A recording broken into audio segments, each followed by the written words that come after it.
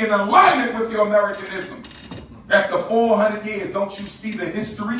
We've been Anglo-Americans, Black Americans, Negro small n, Negro big N, Black small b, Black big B, because we got this idea that if we just call ourselves the right thing, we'll get free. We still fighting now in the Black consciousness movement. What should we call ourselves? Because don't nobody want to be African no more. When I came up with the unapologetically African movement, I said when I came up with the unapologetically African movement, Negroes called it unapologetically Black. I never said unapologetically Black. I said unapologetically African, but you'd rather be a color than a person. You'd rather be an adjective than a noun.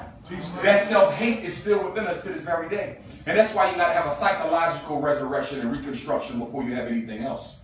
Because without that psychological revolution, we'll be taking nothing but coons to Africa who will cause more coonism and more problems. You can be invited to Africa, but you could also be disinvited to Africa.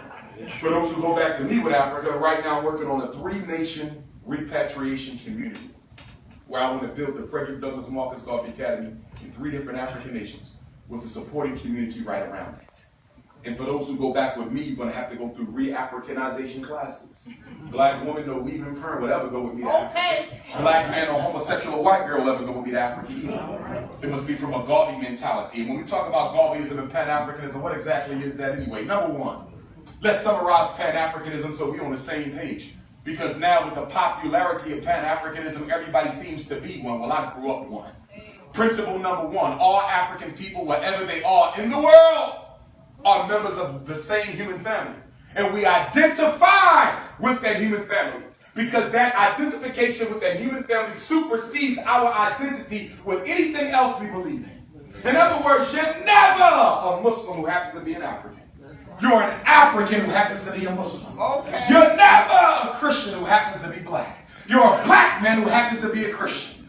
You understand? So whether you are Yoruba or Igbo, whether you're Zulu or Xhosa, whether you're Wolof or Mandingo, whether you're Maasai or Kikuyu, you're African first.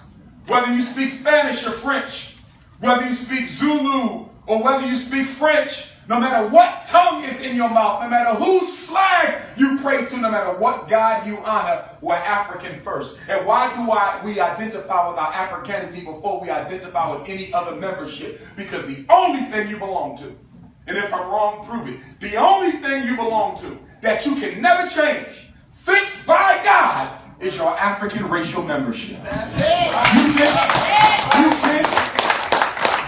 give up Islam tomorrow. You can give up the church tomorrow.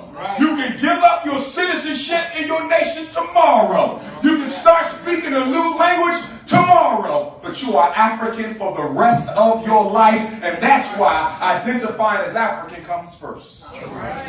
Principle number 2.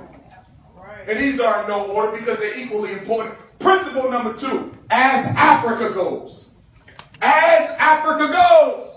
So goes all of her children in the diaspora. One of the biggest contradictions of the civil rights movement of America. One of the biggest contradictions of the freedom struggle in the United Kingdom. One of the biggest contradictions of the struggle in Black France and Paris. One of the biggest contradictions of our people's struggle in the Caribbean, Central and South America is that all of those struggles in the Western world were totally separate operationally from liberation on the continent. See, why is the Chinese respected wherever